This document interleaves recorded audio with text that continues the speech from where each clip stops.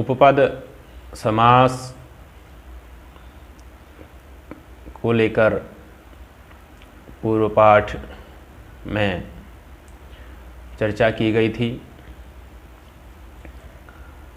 उपपद संज्ञा विधायक सूत्र तत्रोपपदम सप्तमस्थम, इस पर विचार किया गया था।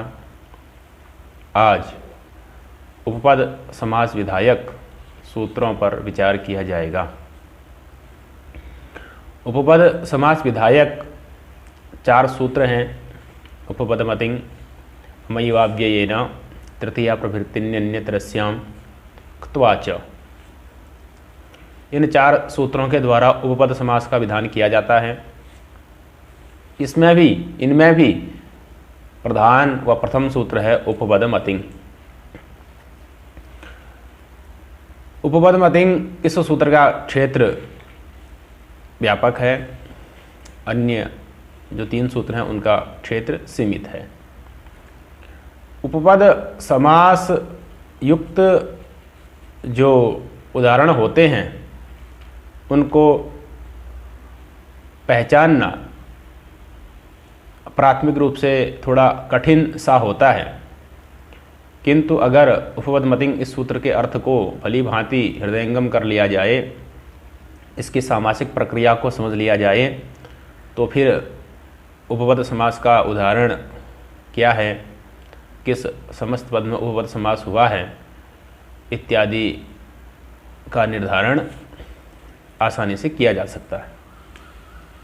उपपदमतिं सूत्र पर विशेष विवेचन है। सामान्य रूप से इतना समझना चाहिए कि उपपद क्या है, इसके लिए तत्रोपपदम सप्तमस्थम इस सूत्र के अर्थ को हृदयंगम करना अत्यावश्यक है, तभी उपपद का ज्ञान हो पाएगा। उपपद का अर्थात तत्रोपपदम सप्तमस्थम इस सूत्र के द्वारा जिसकी उपपद संज्ञा की जाएगी उसका असुबंत के साथ समास होता है। असुबंत जो कृदंत शब्द, उसके साथ समास होता है। एक दूसरा, गतिवाचक जो शब्द होगा उसका असुबंत जो कृदंत, उसके साथ समास होता है। 2 और कारक का जो कारक होगा उसका असुबंत जो कृदंत, उसके साथ समास होता है। 3। यह 3 इसके उदाहरण बनेंगे। एक तो होगा उपपद का कृदंत के साथ समास, वह कृदंत शब्द सुबंत नहीं बनेगा, सुबंत बनने से पहले ही समास हो जाएगा। दूसरा होगा गति संज्ञक का कृदंत के साथ समास, जो ऐसा कृदंत जो सुबंत नहीं बनेगा, सुबंत बनने से पहले ही समास होगा। और इसी प्रकार से कारक का असुबंत कृदंत के साथ समास। इनका फल क्या है? इनका फल है व्याघ्री, अश्वकृति, कच्छपी। अगर सुबंत, यद्यपि सुपा की अभी तक अनुवृत्ति आ रही थी और सुबंत का सुबंत के साथ समास हो रहा था, यहाँ पर सुप की अनुवृत्ति आती है। उपपदमतिं सूत्र में केवल सुप की अनुवृत्ति आती है, सुपा की अनुवृत्ति नहीं आती। इसीलिए सुबंत का असुबंत के साथ समास करेगा, सुबंत का असुबंत के साथ समास करेगा। और असुबंत के साथ समास क्यों किया जाता है? ताकि व्याघ्री, अश्वकृति, कच्छपी इत्यादि रूपों की सिद्धि हो सके। यह बात पाठ में विस्तार के साथ इस पर चर्चा की जाएगी। सबसे पहले उपपदम अतिं, यह सूत्र का स्वरूप है, शरीर है। उपपदम प्रथमांत, अतिं प्रथमांत। उपपदम से तत्रोपपदम सप्तमीस्थम सूत्र के द्वारा जिसकी उपपद संज्ञा होती है उसको लेना है, और अतिंग से अतिंगंत को लेना है। तिंग में तिंग प्रत्यय है, अतिंग में तिंग प्रत्यय है, और प्रत्यय ग्रहण तदंत ग्रहण परिभाषा से तिंग से तिंगंत अर्थ होगा, तो अतिंग का अर्थ हो जाता है अतिंगंत। अब यहाँ पर अतिंग इस पद में, यह प्रथमांत है और इस पद में नए समास है, और वह पर्युदास नहीं है। पर्युदास का मतलब ये होता है, पर्युदास सदृग्राही तद्भिन्न तत्सदृश अर्थ आएगा। तो अतिंग का तात्पर्य होता है तिंग भिन्न तिंग सदृश, जो तिंग से भिन्न है और त्रिंग के जैसा है उसको कहेंगे अतिंग। अब प्रश्न है कि वो तिंग भिन्न तिंग सदृश कौन होगा? तो धातु से दो प्रकार के प्रत्यय होते हैं, एक कृत और एक तिंग। दो ही प्रकार के प्रत्यय धातु से होते हैं। अब यहाँ पर तिंग को नहीं लेना है और तिंग से रहित भी भिन्न भी हो और तिंग के जैसा भी हो, ऐसा कौन होगा? तो कृत बसता है वही होगा। और कृत चूंकि प्रत्यय है और प्रत्यय ग्रहण तदंत ग्रहण परिभाषा से कृत से कृदंत अर्थ लिया जाएगा। तो इस प्रकार से इसका अर्थ बन जाता है कि उपपदम अतिंग, अतिंग अर्थात कृदंतेन, उपपदम कृदंतेन समस्यते, उपपद का कृदंत के साथ समास होता है। अब यहां पर एक बात ध्यान देनी है कि शुद्ध जो कृदंत शब्द होगा उसके साथ समास होगा, उसमें सुविभक्ति नहीं लानी है, उसको सुबंत नहीं बनाना है। सुबंत बनने से पहले ही समास कर देना है, तभी व्याघ्री अश्व कृति कच्छपी इत्यादि रूपों की सिद्धि हो पाएगी। तो यह एक अर्थ हुआ कि उपपद का कृदंत, असुबंत जो कृदंत उसके साथ समास होता है। और दो अर्थ वो आगे जाकर के विशेष प्रक्रिया से प्राप्त होते हैं, उनका विवेचन आगे किया जाएगा। इसीलिए मूल में वृत्ति लिखी गई है उपपदम अति सुबंतम, उपपदम सुबंतम, उपपद जो सुबंत, उपपद जो सुबंत है ना, उसका है वह समर्थेन नित्यम समस्यते। नित्यम की भी अनुवृत्ति है, समर्थेन नित्यम समस्यते, समर्थ के साथ। समर्थेन सुबंतेन नहीं लगाया, सुपा की अनुवृत्ति नहीं है। क्यों नहीं है वो भी आगे चर्चा आएगी। और तो समर्थेन नित्यम समस्य, जो भी समर्थ होगा उसके साथ उसका नित्य समास हो जाएगा। यह सूत्र का अर्थ हुआ। आगे पढ़िए। अतिंगंतश्चायम समासः, सूत्र में चूंकि अतिंग पढ़ा गया है, सूत्र में चूंकि अतिंग पढ़ा गया है तो अतिंग पढ़ने से अतिंगंतश्चायम समासः, यह जो समास है यह अतिंगंत है। अतिंगंत का तात्पर्य क्या हुआ? तो तिंगंत शब्द के साथ समास नहीं होगा, तिंगंत भिन्न जो कृदंत शब्द होगा उसके साथ समास होगा, यह अर्थ होता है। लेकिन सुप की अनुवृत्ति तो आती है, ऊपर से सुप की अनुवृत्ति आती है, सुपा की नहीं आएगी, सुप की अनुवृत्ति आएगी। तो उपपद जो सुबंत, इस प्रकार का अर्थ किया जाएगा। इसका फल कहां आ जाएगा? इसका फल आ जाएगा चर्मकारः में। चर्म करोति इति चर्मकारः। तो चर्मन ngस क्री है, चर्मन ngस कार, इस स्थिति में जब उपपद मध्यम से समास होता है तो चर्मन ngस यह पद बन जाता है। पद बनने से उसके नकार का नलोप प्रातिपदिकांत से सूत्र के द्वारा नकार लोप हो जाता है, तो चर्मकारः यह रूप बनता है। तो चर्मकारः इस रूप की सिद्धि के लिए सुप की अनुवृत्ति मानना इस सूत्र में अत्यावश्यक है, अन्यथा चर्मन पद ही नहीं बन पाएगा, सुबंत नहीं बन पाएगा, सुबंत नहीं बनेगा, पद नहीं बनेगा, तो उसके नकार का लोप नहीं हो पाएगा, तो चर्मकारः रूप नहीं सिद्ध नहीं हो पाएगा। तो चर्मकारः रूप की सिद्धि के लिए इसमें सुप की अनुवृत्ति मानना अत्यावश्यक है। इसलिए उपपदम सुबंतम समर्थेन समस्यते नित्यम समस्यते, इस प्रकार से अर्थ मूल वृत्ति में लिखा गया है। अब अतिंगंतश्चायम समासः, अगर सुपा की अनुवृत्ति आती, अगर इस सूत्र में सुपा की अनुवृत्ति आती तो फिर अतिंग ग्रहण करने की तो आवश्यकता ही नहीं थी। क्यों? तब तो सुबंत के साथ समास होता, तिंगंत के साथ समास ही नहीं प्राप्त होता है। तो जब तिंगंत के साथ समास ही प्राप्त नहीं होता तो अतिंग ग्रहण करने की आवश्यकता ही क्या है, निषेध करने की आवश्यकता ही क्या है। तो यह अतिंग ग्रहण ज्ञापित करता है, क्या ज्ञापित करता है? सुपा इति एतत् न इह अनुवर्तते, उसी को मूल में लिखा है अतिंगंतश्चायम समासः। आगे कुंभम करोति इति कुंभकारः, कुंभकारः उदाहरण दिया है।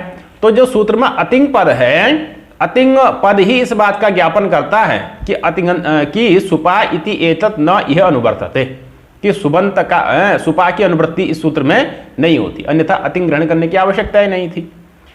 तो इस प्रकार से सुप अतिंग पद के द्वारा सुपा की निवृत्ति की सूचना मिल जाती है।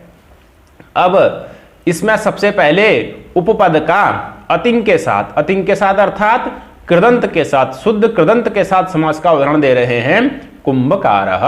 यह समास का उपपद समास का उदाहरण है। तो कुंभकारः का यद्यपि नित्य समास है, फिर भी केवल अर्थ प्रदर्शन मात्र के लिए इसका विग्रह बनाया गया कुंभम करोति। इस प्रकार से। और कुंभ अम कारसु, यद्यपि कुंभ अम कारसु इसका अलौकिक विग्रह बनता नहीं है, क्योंकि जैसे कार कृदंत बनेगा उससे अण प्रत्यय होकर के कार कृदंत बनेगा, वैसे कुंभ में कर्तृकर्मणो कृति सूत्र के द्वारा षष्ठी हो जाएगी। इसलिए कुंभकार का जो अलौकिक विग्रह बनता है वह कुंभ ngस कार सु, इस प्रकार कुंभ ngस कार इस प्रकार का बनता है, कुंभ ngस कार इस प्रकार का अलौकिक विग्रह बनता है। अब इधर कुंभम कुंभकार है, यह समस्त पद है, इसका अर्थ क्या है? तो कुंभम करोति यह विग्रह हुआ। कुंभ अम क्री इस प्रकार से स्थिति बनानी है, क्योंकि हमको अण प्रत्यय करना है कर्मण्यण सूत्र के द्वारा। तो कुंभ अम क्री, ऐसी स्थिति में कुंभ अम यह कर्म है, कुंभ अम कुंभम का ही विग्रह विभक्ति अलग कर दे तो कुंभ अम बन गया। तो कुंभ अम यह कर्म है, इस कर्म के, और यह कर्म उपपद संज्ञक है। कुंभ अम जो है यह उपपद संज्ञक है। कैसे हुआ उपपद संज्ञक?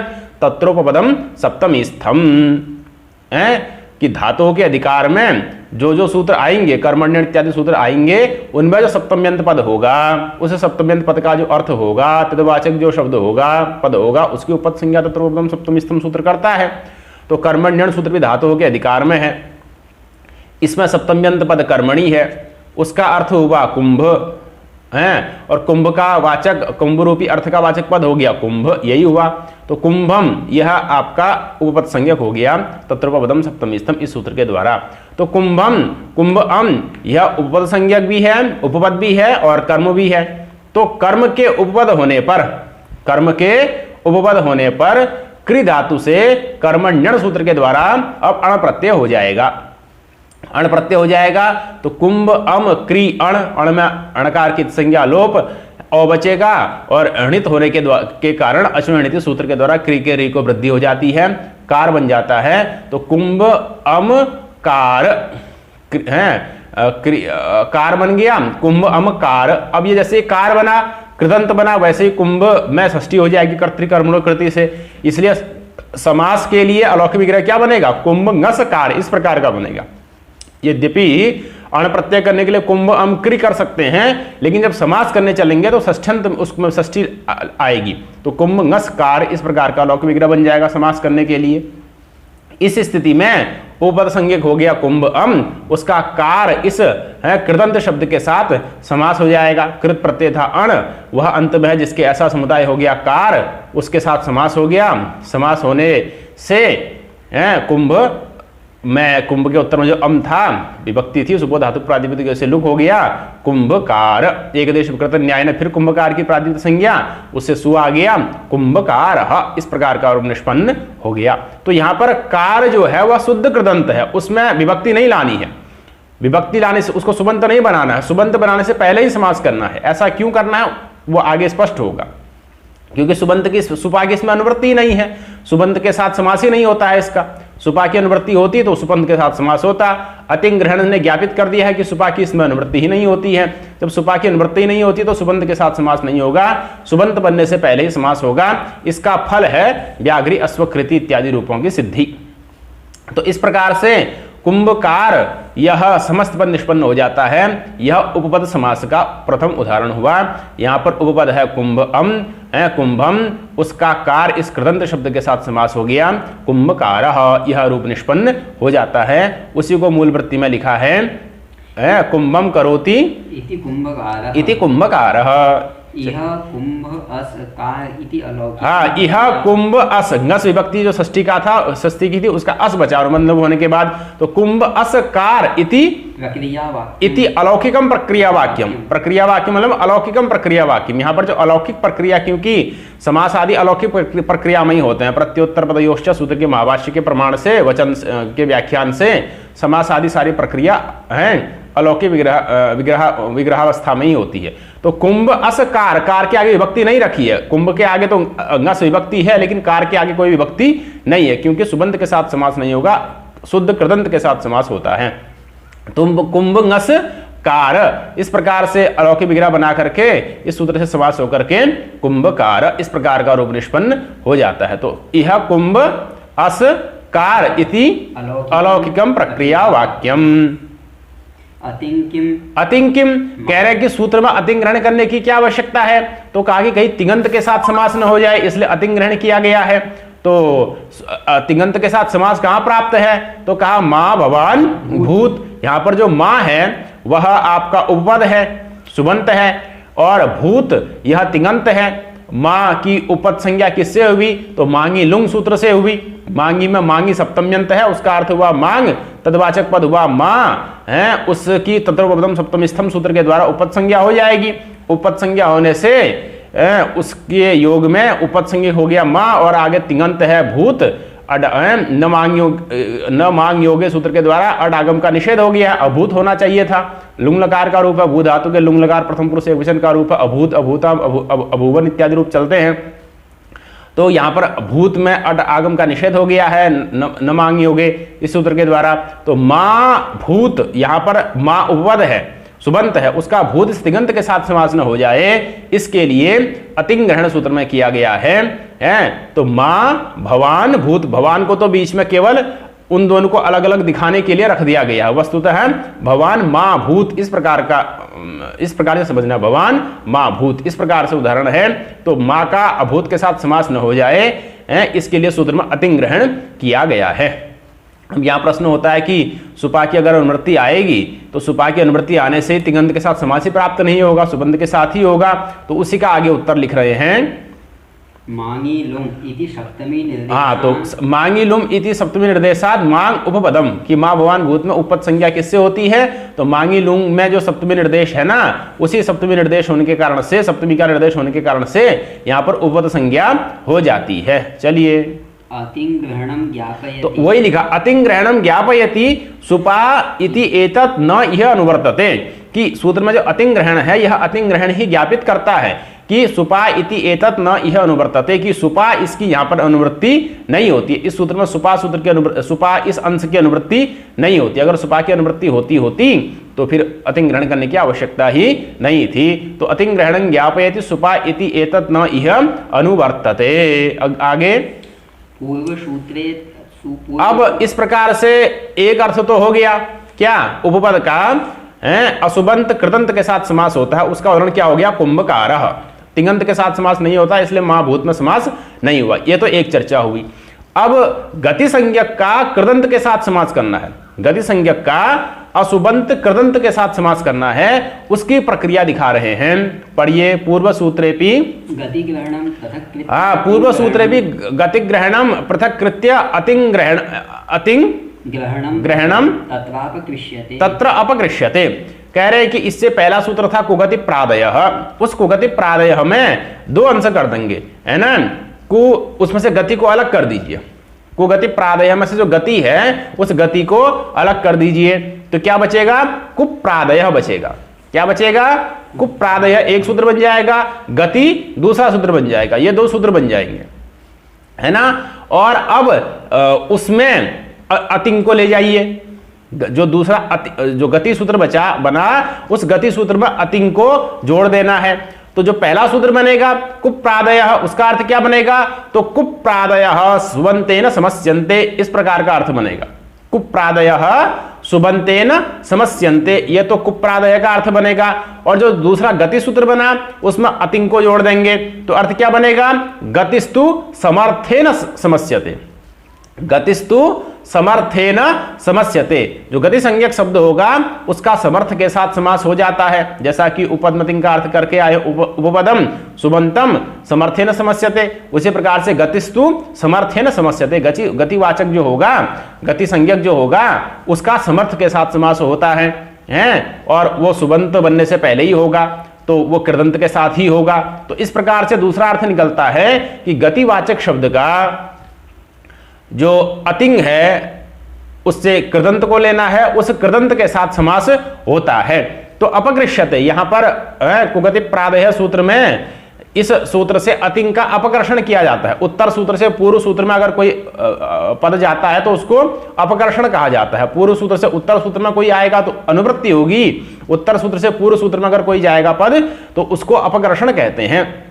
तो यहां पर अपकर्षण हो जाता है, अतिंग ऊपर गति सूत्र के साथ मिल जाता है, तो अर्थ बन जाता है गति ही गति ही समर्थेन समस्यते, गति का समर्थ के साथ समास होता है। वो समर्थ यहाँ पर कौन लेना है? कृदंत लेना है, असुबंत कृदंत लेना है, जैसा कि अभी तक विवेचन से स्पष्ट हो चुका है। अतिंग में नहीं परिदास होने के कारण से असुबंत कृदंत ही लेना है। तो इस प्रकार से गतिवाचक शब्द का, गति संज्ञक शब्द का अतिंगंत जो सुबंत, असुबंत जो कृदंत, उसके साथ समास होता है, यह दूसरा अर्थ निकल जाता है।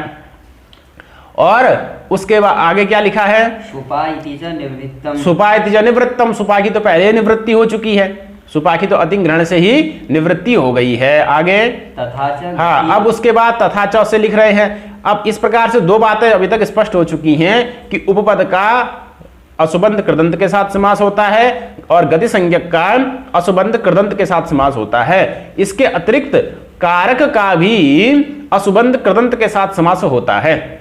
यद्यपि कारक का असुबंध कृदंत के साथ समास होता है, इसका विवेचन सूत्र की अभी तक की प्रक्रिया से आया नहीं है, लेकिन फिर भी एकदेशानुमिति के द्वारा अथवा प्रौढ़ मनोरमा ग्रंथ में कारकांश का ग्रहण करने में, तो कर्तृकरणे कर्ता बहुलम सूत्र में जो बहुलक ग्रहण है ना, बहुलक ग्रहण बलात् ही कारक का असुबंध कृदंत के साथ समास होता है, इस अर्थ को भी बताया गया, ऐसा व्याख्यान वहां पर किया गया है। तो इस प्रकार के मनोरमा के व्याख्यान से यह सिद्ध होता है कि कारक का भी असुबंध कृदंत के साथ समास होता है। तो इस प्रकार से एक परिभाषा निष्पन्न हो गई। यह प्राचीन वैयाकरणों की परिभाषा है। क्या परिभाषा है? तथा च गति कारकोपपदानां कृद्भिः सह समास वचनम प्राक् सुबुत्पत्तेः। इस परिभाषा की निष्पत्ति हो जाती है कि गति कारकोपपदानां, गति कारक और उपपद, गति संज्ञक कारक और उपपद का कृद्भिः सह समास वचनम, कृदंत के साथ समास होगा, प्राक् सुबुत्पत्तेः, सुबुत्पत्ति से पहले होगा, है ना। तो इस प्रकार से परिभाषा निष्पन्न हो गई। गति कारकोपदानां कृद्भिः सह समास वचनम प्राक् सुबुत्पत्तेः, ये परिभाषा निष्पन्न हो जाती है। और इस परिभाषा का फल देखिए, व्याघ्री, अश्वकृति, कच्छपी, यह तीन उदाहरण इस परिभाषा के फल के रूप में दिखाए गए हैं। अब यहां भी बड़ा अच्छा विवेचन है, जो समझने वाली बात है कि व्याघ्री पहला रूप सिद्ध कर रहे हैं। वी आंग उपसर्ग पूर्वक है, घ्रा गंधोपादान धातु से है, आतोन उपसर्गे कह सूत्र के द्वारा क प्रत्यय कर दिया जाता है। आतश्चोपसर्गे सूत्र के द्वारा, आतश्चोपसर्गे सूत्र के द्वारा क प्रत्यय कर दिया जाता है। तो वी आघ्रा क का अनुबंध लोप अ, वी आघ्रा अ, और घ्रा के आ का आतो लोप इटी च सूत्र के से लोप हो जाता है। वी आघ्र अ है, तो क्या बन, अब इधर आ जो है उसका पहले घ्र के साथ उपपद समास होता है। वी आ घ्र अ, घ्र हलंत हो गया क्योंकि आ निकल गया, क का जो अ था वो मिल गया, घ्र बन गया, घ्र बन गया। तो अब क्या बना? वी आ घ्र, घ्र ये कृदंत है, घ्र ये शब्द क्या है? कृदंत है, क्योंकि घ्रा धातु से क प्रत्यय होकर के आ का लोप होकर के घ्र बन गया। घ्र ये कृदंत है, अब ये सुबंत नहीं बना, शुद्ध कृदंत है। इस शुद्ध कृदंत असुबंत रूप कृदंत घ्र के साथ पहले आंग का जो आ है उसका उपपद समास हो जाएगा, क्योंकि आतश्च उपसर्गे सूत्र के द्वारा उपसर्ग भिन्न के उपपद होने पर आत उपसर्ग के उपपद होने पर, आतश्च उपसर्गे उपसर्ग के उपपद होने पर आकारांत धातु से क प्रत्यय का विधान किया है। उसमें उपसर्गे सप्तम्यंत है, इसलिए उपसर्ग वाचक जो आ होगा उसकी उपपद संज्ञा होगी। तो आ तत्रोपदम सप्तमी स्तंभ से उपपद संज्ञक है, उस आ का घ्र इस कृदंत शब्द के साथ समास हो जाएगा उपपद मतिंग सूत्र से। तो आघ्र ऐसा शब्द बन जाएगा। फिर आघ्र, यहां पर जो घ्र है वह क्रियावाचक है, उसके योग होने से, उसका योग होने से जो वी है उसकी गति संज्ञा हो जाएगी गतिष्ठ से, क्योंकि वह प्रादिगण पठित शब्द है और गति संज्ञक हो गया वी। अब उस वी का, गति संज्ञक वी का घ्र है आघ्र, इस असुबंत कृदंत के साथ समास हो जाएगा गति कारकोपदानम कृद्भिः सह समास वचनम प्राक् सुबुत्पत्तेः, इस परिभाषा के अनुरोध से उपपद मतिंग सूत्र से। तो इस प्रकार से यण होकर के क्या रूप बन जाएगा? व्याघ्र।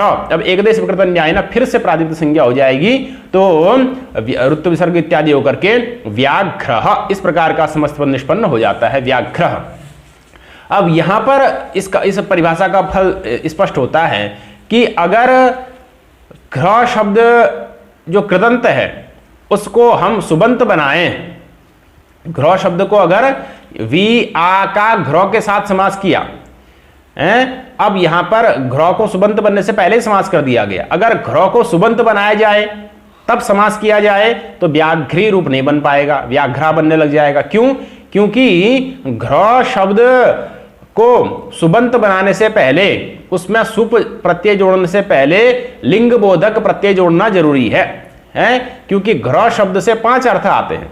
घ्रौ शब्द से 5 अर्थ आते हैं, 5 अर्थ आते हैं। स्वार्थ, सबसे पहले घ्रौ शब्द के अंदर जो जाति है, जाति अर्थ आएगा, उसके बाद द्रव्य अर्थ आएगा, स्वार्थ, द्रव्य, लिंग, संख्या, कारक, ये 5 अर्थ शब्द के प्रातिपदिक के माने जाते हैं। तो घ्रौ शब्द से सबसे पहले कौन सा अर्थ आएगा? जाति रूपी अर्थ आएगा, क्योंकि वो विशेषण होती है, जाति विशेषण होती है, विशेषणत्वात् उसकी सबसे पहले उपस्थिति होती है। फिर विशेष्य होता है व्यक्ति, द्रव्य, तो दूसरे नंबर पे द्रव्य अर्थ आएगा।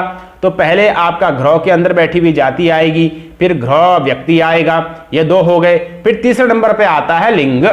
लिंग चूंकि स्वमात्र की अपेक्षा रखता है, इसलिए तीसरे नंबर पे लिंग आता है, और जैसे लिंग आएगा तो लिंग बोधक प्रत्यय भी वहां पर जुट जाएगा।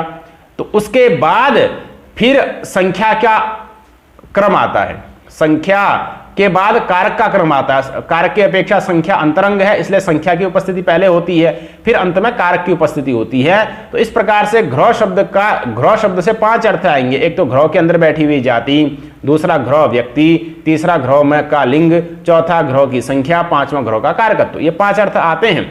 इनमें पहले आएगा। तो अगर घ्रौ शब्द को सुबंत बनाना चाहते हैं तो सुबंत सुप प्रत्यय को चूंकि संख्या की अपेक्षा है, संख्या आदि की अपेक्षा है, कारक संख्या कारक आदि की अपेक्षा है, इसीलिए जो सुप प्रत्यय है वह तीसरे नंबर पे आएगा। तीसरे नंबर पे आएगा, पहले जाति, दूसरा व्यक्ति, तीसरे नंबर पे लिंग बोधक प्रत्यय, चौथे नंबर पे सुप प्रत्यय का नंबर आता है, क्योंकि उसको संख्या इत्यादि की अपेक्षा है। तो सुप प्रत्यय लाने से पहले हमको लिंग बोधक प्रत्यय इसमें करना होगा। स्वार्थ, द्रव्य, लिंग, संख्या, कारकाणाम क्रमिकत्वम इत्यादि नियम है। इस नियम से सबसे पहले स्वार्थ आएगा, फिर द्रव्य आएगा, फिर लिंग आएगा। तो जैसे ही लिंग आएगा वैसे लिंग बोधक प्रत्यय आएगा। अब घ्रौ शब्द से जब हम लिंग बोधक प्रत्यय करना चाहेंगे तो टाप प्रत्यय होगा अदंतत्वात्, तो ये घ्रा बन जाएगा। फिर घ्रा शब्द से हम सू लाएंगे तो फिर ये सुबंत बनेगा।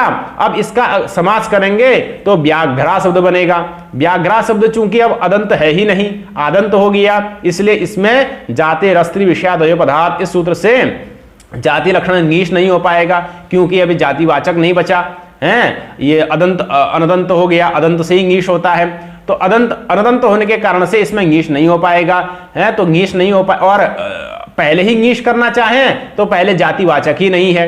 घ्रौ इस अवस्था में जातिवाचक नहीं है। व्याघ्र बनने के बाद जातिवाचक तो बन रहा है, लेकिन फिर अदंत नहीं रह रहा है, इसलिए इसमें ङीश प्रत्यय ही नहीं हो पाएगा। व्याघ्रा ऐसा अनिष्ट रूप बनने लगेगा। इसलिए क्या करना है, पहले सुप के चक्कर में नहीं पढ़ना, सुबंध के बनाने के चक्कर में उसको नहीं पढ़ना है। पहले घ्रौ इस अवस्था में समास कर देना, व्याघ्र बना देना है।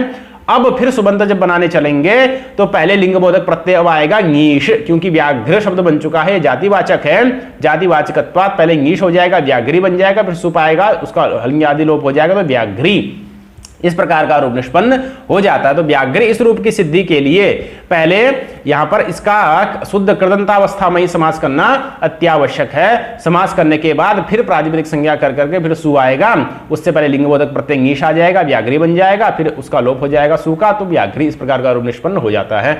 इसी प्रकार से अश्वक्रीति, अश्वेन क्रीता, यह अलौकिक विग्रह दिखाया गया है। वस्तुतः अलौकिक विग्रह में समास होता है, इसलिए अश्व टा कृत सु, इस अलौकिक विग्रह में जब इससे समास करेंगे तो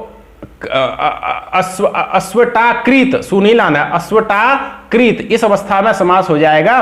समास होने के बाद अश्वकृत बन जाएगा और क्रीतात करण पूर्वात, इस सूत्र से ङीश हो जाएगा। ङीश होने के होकर के अश्वकृति, इस प्रकार का रूप निष्पन्न होता है। अब यहां पर अगर हम कृत, अश्वटाकृत, कृत शब्द के साथ समास किया, कृदंत के साथ समास किया, कृत धातु से त्व प्रत्यय कर करके कृत बना है। अब इस कृत को अगर सुबंत बनाना हम चाहते तो पहले हमको कृत शब्द से क्या करना पड़ता, लिंग बोधक प्रत्यय करना पड़ता, तब सूत्र प्रत्यय लाते। और अब लिंग बोधक प्रत्यय अगर करने चलेंगे तो इसको कृता के रूप में पहले बना देना होगा टाप कर करके, उसके बाद फिर सुबंत बनेगा, सु आएगा, और जब ये पहले ही क्रीता बन जाएगा तो फिर जब अश्वटा के साथ समास करेंगे तो अश्वक्रीता इस प्रकार का समस्त पद बनेगा। अश्वक्रीति तो बन नहीं पाएगा क्योंकि फिर अदंत नहीं रहेगा, अनदंत बन जाएगा, कृत शब्द वहां मिलेगा ही नहीं, क्रीता शब्द मिलेगा, तो अश्वक्रीति यह रूप निष्पन्न नहीं हो पाएगा। इसीलिए क्या करना है, सुबंत बनाने से पहले ही शुद्ध कृदंतावस्था में उसका समास कर करके अश्वक्रीति इस प्रकार का रूप निष्पन्न हो जाता है। तो यहां पर कारक हो गया अश्वेन। इस अश्वेन इस कारक का शुद्ध कृदंत कृत शब्द के साथ समास हो जाता है तो अश्वक्रीति इस प्रकार का समस्त पद निष्पन्न हो जाता है। तीसरा उदाहरण है उपपद समास का। गति समास का हो गया वी का आग्र के साथ समास होकर के व्याघ्री, कारक का हो गया अश्वेन का कृत के साथ समास होकर के अश्वक्रीति, और उपपद समास का उदाहरण है कच्छपी। कच्छ कहते हैं तीर को, नदी का जो किनारा होता है उसको कहते हैं कच्छ। तो किनारे पर बैठ करके जो जल इत्यादि पिए, पानी गंगा जल पिए या नदी का जल पिए उसको बोलते हैं कच्छपी। तो कच्छे या कच्छे न इस प्रकार से विग्रह किया जा सकता है। तो कच्छे है पिबती इति कच्छपी इस प्रकार से विग्रह कर करके कच्छ ङी पा इस अवलौकिक विग्रह में समास करना होगा। कच्छे पिबती इस विग्रह में कच्छ ङी पा इस पा धातु से आतोनुपसर्गे कहा सूत्र से कौ प्रत्यय हो जाएगा। तो कच्छ ङी पा क का अनुबंध लोप अ, कच्छ ङी पा अ, आतो लोप इटी च सूत्र के द्वारा पा के आ का लोप, अकार का वर्ण सम्मेलन, तो कच्छ ङी प ये स्थिति बनेगी। अब इस कच्छ ङी प इस शुद्ध कृदंतावस्था में ही, प चूंकि शुद्ध कृदंत है इस अवस्था में ही समास हो जाएगा क्योंकि वहां पर कच्छ ङी की उपपद संज्ञा हो चुकी है। किससे हो चुकी है, तत्रोपपदम सप्तमी स्थम, क्योंकि सूत्र इसमें जो क प्रत्यय करने वाला सूत्र है वह है आतो अनुपसर्गे, उसमें अनुपसर्गे यह सप्तमी अंत पद है, उसका अर्थ हुआ उपसर्ग भिन्न। तो उपसर्ग भिन्न यहां पर कौन है, कच्छ ङी है, इसकी उपपद संज्ञा हो जाएगी तत्रोपपदम सप्तमी स्थम से। तो कच्छ ङी हो गया उपपद संज्ञक, उसका प इस शुद्ध कृदंत के साथ समास होगा तो कच्छप बन जाएगा। फिर जाति लक्षण ङीश होकर के कच्छपी इस प्रकार, जाति स्त्री विषादेय पदार्थ से ङीश होकर के कच्छपी इस प्रकार का और निष्पन्न हो जाता है। अगर यहां पर प जो कि शुद्ध कृदंत है उसको हम सुबंत बनाने के चक्कर में सुबंत बनाना चाहते तो पहले हमको प शब्द से सुप लाने से पहले उसमें लिंग बोधक प्रत्यय करना होगा, क्योंकि लिंग बोधक प्रत्यय का स्थान तीसरे नंबर पे है, सुप का स्थान संख्या इत्यादि की अपेक्षा होने के कारण उसके बाद में आता है। तो पहले अगर पॉस को सुबंध बनाने की अपेक्षा रखी जाएगी तो पहले उसको उसमें लिंग बोधक प्रत्यय कर करके उसको पा बना देना होगा, टाप हो जाएगा तो पा बन जाएगा। अब कच्छ जब समास करेंगे तो कच्छ पा बनेगा, कच्छ पा बनेगा तो याद ये आपका अदंत नहीं रहा, अदंत नहीं रहा तो ङीश नहीं हो पाएगा, कच्छपी रूप नहीं बन पाएगा। तो कच्छपी रूप की सिद्धि के लिए यह उपपद समास का उदाहरण हुआ। कच्छ ङी उपपद है, उसका प इस शुद्ध कृदंत के साथ समास होकर कच्छपी रूप सिद्ध होता है। तो कच्छपी रूप की सिद्धि के लिए यह बात स्वीकार करनी होगी, गति कारकोपदानाम कृद्भिः सत् समास वचनम प्राक सुबुत्पत्तेः। गति कारक और उपपद का शुद्ध कृदंत के साथ ही समास हो जाता है प्राक सुबुत्पत्तेः, सुबुत्पत्ति से पहले ही समास हो जाता है, सुबुत्पत्ति के बाद समास नहीं होता। अगर सुबुत्पत्ति के बाद समास करना चाहेंगे तो व्याघ्रा, अश्वक्रीता, कच्छपा इस प्रकार के अरिष्ट रूप बनने लगेंगे, क्योंकि पहले वहां पर हमको लिंग बोधक सुप लाने से पहले लिंग बोधक प्रत्यय करना होगा, क्योंकि सबसे पहले स्वार्थ द्रव्य जाति अर्थ आएगा, फिर द्रव्य अर्थ आएगा, फिर तीसरे नंबर पे लिंग अर्थ आएगा, तो लिंग बोधक प्रत्यय भी तीसरे नंबर पर जुट जाएगा, तब जाकर संख्या इत्यादि की अपेक्षा के कारण संख्या का क्रम सुप का क्रम आता है। इसीलिए सुप करने से पहले हमको लिंग बोधक प्रत्यय करना जरूरी हो जाएगा, इसलिए सुप की अपेक्षा ही वहां नहीं रखनी है, सीधे पहले शुद्ध कृदंत के साथ समास कर करके कच्छपी व्याघ्री अश्वकृति बना करके फिर एक देश कृत न्याय ने प्रातिपदिक संज्ञा कर करके सुबंध प्रातिपदिक संज्ञा करने से सु आ जाएगा।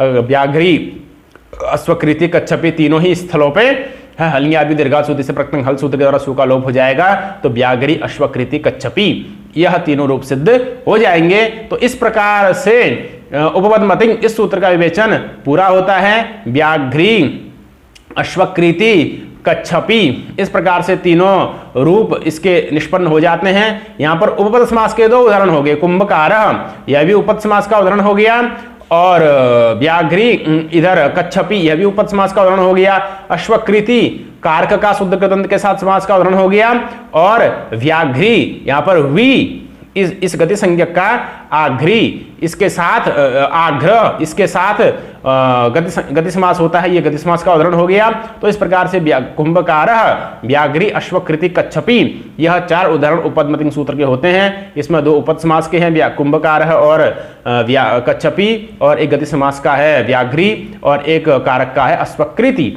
इस प्रकार से उपपदमतिंग सूत्र का विवेचन पूर्ण होता है। अग्रिम सूत्र अमयिवाव्ययेन यह है। अमयिवाव्ययेन, इस सूत्र के द्वारा भी उपपद समास किया जाता है। यह सूत्र नियमार्थ है, नियम करने के लिए है। क्या नियम करेगा? तो इस सूत्र के द्वारा यह नियम किया जाता है कि उपपद विशेष का ही अम अंत वाले अव्यय के साथ समास हो, उससे भिन्न का समास न हो, यह नियम इस सूत्र के द्वारा किया जाता है। कहने का क्या तात्पर्य है? कहने का तात्पर्य यह है कि अमयिवाव्ययेन, इस सूत्र में 3 पद हैं, अमा एव अव्ययेन। अब अमा एव अव्ययेन, अव्ययेन अर्थात अव्ययेन सह समस्यते, अव्ययेन तृतीया है, सहार्थे संयुक्त प्रधाने से बिना भी तद्योगम तृतीया होती ही है। तो अव्ययेन का क्या तात्पर्य होगा? अव्ययेन सह समस्यते, अव्यय के साथ समास होगा। किसका होगा? तो उपपदम, उपपदम ऊपर से प्राप्त है, तो उपपदम अव्ययेन सह समस्यते, उपपद का अव्यय के साथ समास होता है। अब वह अव्यय कैसा हो और वह उपपद कैसा हो, इन 2 बातों को इसमें समझना है। तो वह अव्यय कैसा हो? तो वह अव्यय हो अम अंत वाला अव्यय, एक। दूसरा, वह उपपद कैसा हो? तो जिस सूत्र के द्वारा उस अम का विधान किया गया है, अम से अम प्रत्यय को लेना है, अम से अम प्रत्यय को, तो अमंत जो अव्यय होगा, अमंत की कृण्मय जनता सूत्र के द्वारा मकारांत कृदंत जो होता है उसकी अव्यय संज्ञा होती है। तो अमंत जो अव्यय होगा, उस अमंत अव्यय में जो जिस अम प्रत्यय का विधान जिस सूत्र से होगा, उसी सूत्र में जिसकी उपपद संज्ञा होगी, अम प्रत्यय के साथ साथ उसी सूत्र में जिसकी उपपद संज्ञा होगी, उसी उपपद संज्ञा का अमंत अव्यय के साथ समास होगा, उससे भिन्न का अमंत अव्यय के साथ समास नहीं होगा। यह सूत्र का तात्पर्य है। उसी को वृत्ति में लिखा है, अमैव तुल्य विधानम यत् उपपदम। तुल्य विधानम यह अध्यार से लभ्य है, अमा एव में तुल्य विधानम अध्यार से लभ्य कर करके अमा एव तुल्य विधानम, इस प्रकार से अर्थ कर लिया जाता है। तो अमा एव तुल्य विधानम यत् उपपदम, यत् उपपदम जो उपपद अमा एव तुल्य विधानम, अम के साथ ही तिसका तुल्य विधान है, अर्थात एक ही सूत्र के द्वारा अम का विधान भी होना चाहिए और उसी सूत्र में उपपद का भी निर्देश होना चाहिए। तो ऐसा जो होगा उपपद, उसी का या तत् उपपदम, ऐसा जो उपपद होगा वह ही अव्ययेन सह समस्यते, उसका ही अव्यय के साथ समास होगा, उससे भिन्न का अव्यय के साथ समास नहीं होगा। उदाहरण में और बात स्पष्ट हो जाएगी। उदाहरण क्या दिया? स्वादुम कारम भुंक्ते, स्वादुम कारम भुंक्ते, यह उदाहरण दिया है। अब स्वादुम कारम में स्वादु अम क्री, इस प्रकार से विग्रह बना सकते हैं। स्वादुम कारम भुंक्ते ये लौकिक हो गया, स्वादु अम क्री, इस प्रकार से इस विग्रह अलौकिक विग्रह बनाएंगे। तो और स्वादु को मान तत्व का निपातन कर दिया जाता है, स्वादु को स्वादुम बना दिया जाता है। तो स्वादुम यह मान तत्व निपातित हो जाएगा, स्वादुम बन जाएगा। और स्वादुम क्री, इस अवस्था में स्वादुमिड अमूल च, इस सूत्र के द्वारा क्री धातु से अणमुल प्रत्यय का विधान किया जाता है। अब स्वादुमिड अमूल च सूत्र यहां पर अम प्रत्यय का विधान कर रहा है। अम कौन है? अणमुल, अणमुल में अनुबंध लोप होकर के अम बसता है। तो स्वादुमिड अमूल च सूत्र अम प्रत्यय का भी विधान कर रहा है और उसी सूत्र में स्वादुमी ऐसा भी पढ़ा गया है। और स्वादुमी सप्तम्यंत है, इसका अर्थ जो स्वादुम है उसकी तदवाचक जो शब्द स्वादुम है उसकी तत्रोपदम सप्तमी स्तंभ से उपपद संज्ञा भी हो रही है। तो सूत्र हुआ स्वादुमिड अमूल च, उसी सूत्र के द्वारा अम का विधान भी किया गया और उसी सूत्र में उसी के अम के साथ साथ ही उपपद संज्ञा का विधान भी स्वादुम क्या हो रहा है तत्रोपपदम सप्तमी स्तंभ सूत्र के द्वारा। इस प्रकार से ये जो स्वादुम रूपी उपपद है यह अमासह तुल्य विधान हो गया। इसलिए इस स्वादुम रूपी उपपद का कारम इस अमंत अव्यय के साथ कारम की कृत अपसरण नमूल होकर के अचुणित से वृद्धि होकर के कारम बन गया। कृण्मय जनता से अव्यय संज्ञा हो गई। इधर स्वादुम की भी अव्यय संज्ञा हो जाएगी कृण्मय जनता सूत्र के द्वारा मान तत्व निपातित होने के बाद। तो स्वादुम का कारम स्वादुम इस अव्यय उपपद का कारम इस अमंत अव्यय के साथ समास हो गया इस सूत्र के द्वारा स्वादुमी मूलच सूत्र से अमैवाव्ययन सूत्र से। तो स्वादुम कारम बना मकार को अनुस्वार परसवर्ण होकर के स्वादुम कारम यह समस्त पद निष्पन्न हो जाता है और अव्यय होने से सु इत्यादि का तो लुक हो जाएगा। तो स्वादुम कारम भुंक्ते इस प्रकार का रूप स्वादुम कारम इस प्रकार का समस्त पद निष्पन्न हो जाता है। तो इसमें इसी बात का ध्यान देना है कि जो सूत्र अम का विधान कर रहा है उसी सूत्र के द्वारा उपपद संज्ञा का भी निर्देश होना चाहिए। अम के साथ ही जिसका विधान हुआ है ऐसा जो उपपद होगा उसी का अमंत अव्यय के साथ समास होगा, उससे भिन्न का अमंत अव्यय के साथ समास नहीं होगा। उसी को इसका फल क्या हुआ तो नेह यहां नहीं हुआ। कहां नहीं हुआ? काल समय वेलासु तुमुन कालः समयो वेला वा भोक्तुम कि कालः भोक्तुम समयः भोक्तुम वेला भोक्तुम इस इत्यादि स्थल में समास नहीं होता है। क्यों नहीं होता? क्योंकि काल समय वेलासु तुमुन यह सूत्र है। अब इसमें काल समय वेलासु यह उपपद तो है और यह सूत्र तुमुन का विधान कर रहा है। यह सूत्र अम का अमंत अव्यय का विधान ही नहीं कर रहा है। इसे तुमुन में तो तुम बचेगा। तो हमको समास किसका करना है? अमंत अव्यय के साथ समास करना है। तो तुमुन का जो तुम बचेगा जिससे कि भोक्तुम रूप बना वो अमंत अव्यय ही नहीं है।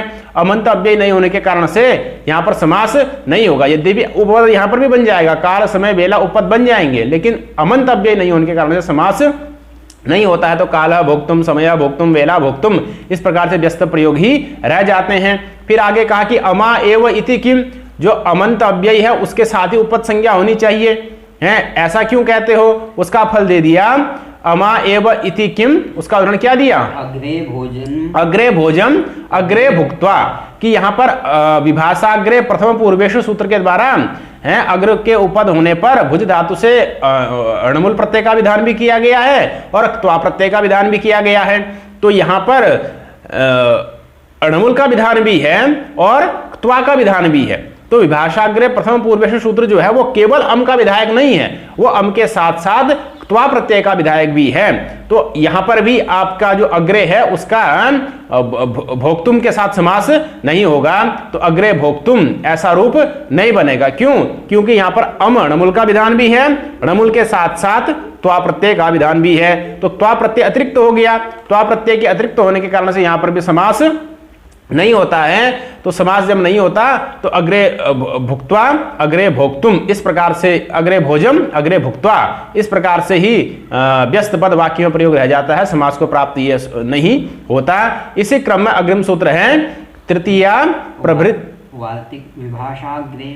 विभाषाग्रे प्रथम पूर्वेषु इति त्वाणमुलौ कि ये जो अग्रे भुक्त्वा अग्रे भोजम उदाहरण है ना, इसमें विभाषाग्रे प्रथम पूर्वेषु इस सूत्र के द्वारा क्या होते हैं? त्वा और णमुल प्रत्यय हो जाते हैं। तो उसी को आगे लिख रहे हैं अमाच अन्येन च तुल्य विधानम एतत् कि यहाँ पर जो त्वा और णमुल यहाँ पर जो अग्रे रूपी उपपद है ये अमाच अम के साथ भी तुल्य विधान है इसका और अन्येन च त्वा प्रत्यय के साथ भी तुल्य विधान है इसका। तो ये जो णमुल प्रत्यय हुआ यहाँ का जो अग्रे रूपी उपपद हुआ यह अग्रे रूपी उपपद जिस प्रकार से अम णमुल के साथ तुल्य विधान है उसी प्रकार से त्वा के साथ तुल्य विधान होने के कारण से है ना केवल अम के साथ तुल्य विधानता वाली बात नहीं बन पाई, इसीलिए यहां पर समास भी नहीं हुआ। अग्रे भोजम अग्रे भुक्त्वा इस प्रकार का रूप ही रह गया। इसी क्रम में अग्रिम सूत्र है तृतीया प्रवृत्तिनी अन्यतरस्याम तृतीया प्रवृत्तिन्यन्यतरस्याम। तो तृतीया प्रवृत्ति अन्यतरस्याम नित्यम के विभाषा का अधिकार होते हुए भी नित्यम की अनुवृत्ति को रोकने के लिए अन्यतरस्याम पढ़ा गया है। तो तृतीया प्रवृत्तिनी इसमें जो तृतीया पद है उस सूत्र के द्वारा उपदंशस तृतीयायाम इस सूत्र से लेकर के अनुवच्चानुलोम्य इस सूत्र तक जो उपपद संज्ञक बनेंगे उनका परामर्श किया जाता है। उसी को वृत्ति में लिखा है उपदंशस तृतीयायाम इत्यादीन्युपपदान् उपदंशस् तृतीयायाम इत्यादीनि उपपदानि अमन्तेन सह अव्ययेन सह वा समस्यन्ते कि अमंत अव्यय के साथ विकल्प से समास का विधान किया जा रहा है। अमेवाव्ययेन तो नित्य कर रहा है, लेकिन यह सूत्र अमंत अव्यय के साथ विकल्प से समास का विधान कर रहा है। लेकिन वह उपपद कौन से होने चाहिए जिनका अमंत अव्यय के साथ समास होगा? तो कहा कि तृतीया प्रवृत्ति इस सूत्र से प्रारंभ करके उपदंशस् तृतीयायाम इस सूत्र से प्रारंभ कर करके अनुवच्यानुलोम्य इस सूत्र तक जो भी उपपद संज्ञक होंगे उनका ही अमंत अव्यय के साथ विकल्प से समास होगा। इन उपदंशस् तृतीयायाम और अनुवच्यानुलोम्य से बहिर्भूत जो होंगे उपपद उनका फिर अमंत अव्यय के साथ समास नहीं होगा। उसी को उदाहरण के द्वारा स्पष्ट करते हैं। मूलकेन उपदंशम भुंक्ते मूलकोपदंशम। तो मूलकेन उपदंशं भुंक्ते है ना, मूलकटा उपदंश। यहां पर ऐसी स्थिति में उपदंशस् तृतीयायाम इस सूत्र के द्वारा यहां पर णमूल प्रत्यय हो जाता है, उपदंशस् तृतीयायाम, और मूलकेनोपदंशम रूप बनता है। उपदंशस् तृतीयायाम सूत्र में तृतीयायाम सप्तमी अंत है, उसी का उपपद संज्ञा होगी किसकी? जो तृतीयांत होगा। तो मूलकेन ये तृतीयांत है, इसकी उपपद संज्ञा होगी तत्रोपदम सप्तमी स्तंभ से। तो मूलकेन इस उपपद का उपदंशम इस अमंत के साथ विकल्प से तृतीया प्रवृत्ति न्यन्यतरस्याम सूत्र के द्वारा समास होगा। समास होगा तो क्या रूप बन जाएगा? मूलकेन उपदंशम यण समण गुण हो जाएगा। मूलकेनोपदंशम समस्त पद अव्यय है कर्णजंतः, इसलिए मूलकेनोपदंशम ऐसा ही रूप रहता है। यहाँ पर एक शंका होती है, मूलकेन का अगर भुंक्ते क्रिया के साथ अन्वय करेंगे तो मूलकेन का उपदंशन क्रिया के साथ अन्वय ही नहीं है, तो सामर्थ्य ही नहीं है। सामर्थ्य नहीं है तो फिर समास कैसे होगा? तो उसका उत्तर दिया गया है उपदंशन क्रिया के प्रति जो मूलक है उसका आर्थिक कर्मत्व है। उपदंशन क्रिया के प्रति जो मूलक है उसका आर्थिक कर्मत्व है, मतलब आर्थिक रूप से मूलक जो है वो उपदंशन क्रिया में ही जुड़ जाता है, इसलिए दोनों का सामर्थ्य बन जाता है। सामर्थ्य बनने से मूलकेनोपदंशम इस प्रकार का समस्त पद निष्पन्न हो जाता है। तो यहां पर क्या हुआ? यहां पर जो उपदंशम जो मूलकेन था वह तृतीया प्रवृत्ति उपदंशस् तृतीयायाम से लेकर के अनुवच्यानुलोम्य तक के बीच का ही है, इसलिए उसकी उपपद संज्ञा होने से उसका समास हो गया विकल्प से। तो मूलकेनोपदंशम भुंक्ते यह समस्त पद ही बन जाएगा। जब समास नहीं होगा तो मूलकेन उपदंशम भुंक्ते यह व्यस्त पद भी बन जाएगा। समस्त पद होगा तो मूलकोपदंशम भुंक्ते, और जब व्यस्त पद होगा तो मूलकेन उपदंशम भुंक्ते। इस प्रकार से रूप निष्पन्न हो जाता है। उसी को वृत्ति में लिखा है मूलकेन उपदंशम भुंक्ते मूलकोपदंशम भुंक्ते मूलकेन उपदंशम भुंक्ते। यह दो उदाहरण इसके बनते हैं। उच्चैहिकारम, इसी प्रकार से उच्चैहिकारम यहाँ पर जो क्रि धातु है उससे णमूल प्रत्यय का विधान किया गया है। अव्यये यथाभिप्रेताख्याने क्रियत्वाणमुलौ, और अव्यये यथाभिप्रेताख्याने क्रियत्वाणमुलौ सूत्र जो है वह उपदंशस् तृतीयायाम से प्रारंभ करके अनुवच्यानुलोम्य के बीच का ही है, इसलिए इसमें जो अव्यय है उच्चई ही उसकी उपपद संज्ञा हो जाती है। अव्यय सप्तमी अंत है, उसी की उपपद संज्ञा होने से उस उच्चई रूपी अव्यय उपपद का कारम इस अमंत अव्यय के साथ विकल्प से समास हो जाता है। तो उच्चई ही कार, उच्चई में सकार को ऋतु विसर्ग हो जाएगा, उच्चई ही कारम, इस प्रकार का समस्त पद निष्पन्न हो जाता है। उच्चई ही कारम। तो यहाँ ये जो सूत्र हुआ यहाँ पर अम प्रत्यय करने वाला अव्यये यथाभिप्रेताख्याने क्रियत्वाणमुलौ, यह उपदंशस् तृतीयायाम और अनुवच्यानुलोम्य के बीच का ही है, इसीलिए इसके द्वारा निर्दिष्ट जो उपपद हुआ उच्चैहि, उसका कारम इस अमंत अव्यय के साथ विकल्प से समास हो गया, उच्चैहि कारम। इस प्रकार का समस्त पद निष्पन्न हो जाता है। उसी को लिखा है उच्चैहि कारम। अग्रिम सूत्र क्त्वाच। क्त्वाच यह सूत्र भी है, यह क्त्वा प्रत्यय के साथ समास करता है। क्त्वा प्रत्यान जो शब्द होगा उसके साथ समास करेगा। दो सूत्र तो अमंत के साथ समास कर रहे थे, अमंत अव्यय के साथ अमेवाव्यय नित्य कर रहा था, तृतीय प्रवृत्ति न्यन्यतरस्याम सूत्र विकल्प से कर रहा था, और क्त्वाच सूत्र क्त्वा प्रत्यांत अव्यय के साथ भी उपपद समास का विधान करता है। क्त्वा च यहाँ पर क्त्वा यह तृतीय व्यक्ति एकवचन का रूप है। त्वा से टा लाएंगे, टा का मतलब आ बचेगा, सवर्ण दीर्घ हो जाएगा, त्वा इस प्रकार का रूप में बनेगा। तो त्वा तृतीया व्यक्ति एकवचन का हो गया, चौव्य पद हो गया, दो पद का सूत्र है तृतीया प्रवृत्ति निरंतरस्याम सूत्र के द्वारा है उपदंशस तृतीयायाम से लेकर के अनुवच्चानुलोम्य का जो परामर्श हुआ है वो इसके साथ भी संबद्ध हो जाता है, इसलिए इसकी वृत्ति बन जाती है। वृत्ति क्या लिखी है?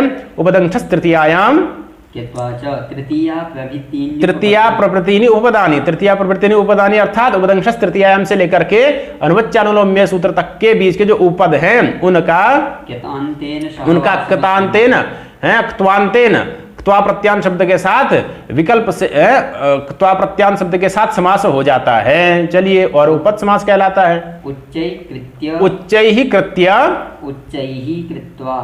कृत्वा, ये भी विकल्प से समास कर रहा है। तो उच्चैः कृत्वा, ये दो उदाहरण दिए। उच्चैः कृत्वा यहाँ पर क्री धातु से क्त्वा प्रत्यय हुआ है, और उच्चैः इसकी उपद संज्ञा हो जाएगी। उपद संज्ञा होने से इसका उच्चैः इस उपद का कृत्वा इस क्त्वा प्रत्यान अव्यय के साथ समास हो जाएगा। यहाँ तो उच्चैः कृत्वा इस प्रकार का रूप निष्पन्न होता है, और समास होकर के फिर क्त्वा के स्थान पर ल्यब इत्यादि होकर के क्या रूप निष्पन्न होगा? उच्चैः कृत्य, उच्चैः कृत्य, उच्चैः कृत्वा, उच्चैः कृत्य समस्त पद हुआ, क्योंकि त्वा है तो आगे स्थान पर ल्यप भी हो गया, तो आगम हो गया, समासेन पूर्वे तो ल्यप सूत्र के द्वारा, तो उच्चैः कृत्य इस प्रकार से बन गया। और जब समास नहीं हुआ तो उच्चैः कृत्वा। तो ये जो तीन सूत्र हैं अमयवाव्येन तृतीया प्रवृत्ति निरंतरस्याम और क्त्वाच, इन सूत्र के द्वारा उपद समास का विधान किया जाता है। दो अमंत के साथ कर रहे हैं और एक त्वा प्रत्यान शब्द के साथ कर रहा है। उच्चैः कृत्य, उच्चैः कृत्वा उसका उदाहरण बनता है। इसी प्रकार इसके साथ ही उपद समास की परिसमाप्ति यहाँ पर हो जाती है। एक सूत्र है अव्यये यथाभिप्रेत इति कृत्वा। हाँ, तो अव्यये यथाभिप्रेताख्याने इति कृत्वा तृतीया प्रभृतिनि किम प्रभृतिनीति किम। तृतीय अब इस ये जो उदाहरण है ना आपका उच्चैः कृत्वा, इस उदाहरण में त्वा प्रत्यय किससे हुआ? तो उसका समाद उसको नीचे लिखा है अव्यये यथाभिप्रेताख्यानेन। इस सूत्र से क्या हो जाता है? त्वा प्रत्यय हो जाता है। पढ़िए, वृत्ति पढ़िए, तृतीया प्रभृति, उससे पहले पढ़िए अव्यये यथाभिप्रेत इति कृत्वा तृतीया। हाँ, इति क्त्वा, इस सूत्र के द्वारा क्त्वा प्रत्यय हो जाता है, और यह सूत्र उपदंशस तृतीयायाम से लेकर के अनुवच्चानुलोम्य सूत्र के बीच का ही है, इसलिए इसमें इसका क्त्वाच सूत्र के द्वारा विकल्प से समास हो जाता है, और क्त्वा के स्थान पर ल्यप होकर के उच्चैः कृत्य इस प्रकार का रूप निष्पन्न हो जाता है। तृतीया प्रवृत्तिनी इति किम, यहाँ पर कह रहे हैं कि जो क्त्वा प्रत्यय का विधान करने वाला सूत्र है वो उपदंशस तृतीयायाम से लेकर के अनुवच्चानुलोम्य सूत्र के बीच का ही होना चाहिए, उससे बहिर्भूत नहीं होना चाहिए। अगर उससे बहिर्भूत होगा तो फिर उसमें समास नहीं होगा। जैसे अलम कृत्वा खलु कृत्वा, अलम कृत्वा खलु कृत्वा, यहाँ पर जो क्त्वा प्रत्यय विधायक सूत्र है वह उपदंशस तृतीयायाम से लेकर के उपदंशस तृतीयायाम से लेकर के अनुवच्चानुलोम्य सूत्र के बीच का नहीं है। इसी कारण से यहाँ पर जो उच्चैः कृत्वा अलंग कृत्वा में समास भी नहीं हुआ। अलंग कृत्वो है अलंग खल्वो प्रतिषेधे प्राचाम त्वा, यह सूत्र है अलंग खल्वो प्रतिषेधे प्राचाम त्वा इत्यादि सूत्र द्वारा त्वा प्रत्यय हो जाता है, और यह उपदंशस तृतीयायाम से लेकर के अनुवच्चानुलोम्य सूत्र के बीच में पठित नहीं है, इसलिए इसका समास नहीं होता। अलंकृत्वा अलंकृत्य अलंकृत्वा खलु कृत्वा में समास नहीं होगा। समास नहीं होगा तो फिर वहाँ पर त्वाल्यप का कोई प्रसंग ही नहीं है, अलम कृत्वा खलु कृत्वा। तो इस प्रकार से उपद समास का विवेचन समाप्त हुआ। उपद समास के बाद अब तत्पुरुष समास में जो समासांत प्रत्यय हैं उनका विवेचन शुरू होता है। तत्पुरुषस्यांगुले संख्या विहादे इत्यादि सूत्रों के माध्यम से सामासिक जो प्रक्रिया थी तत्पुरुष समास की उसका ही समापन हो जाता है। अब उससे संबंधित जो समास से संबंधित जो समासांत प्रत्ययों की प्रक्रिया है वह अग्रिम पाठ में उसका विवेचन किया जाएगा।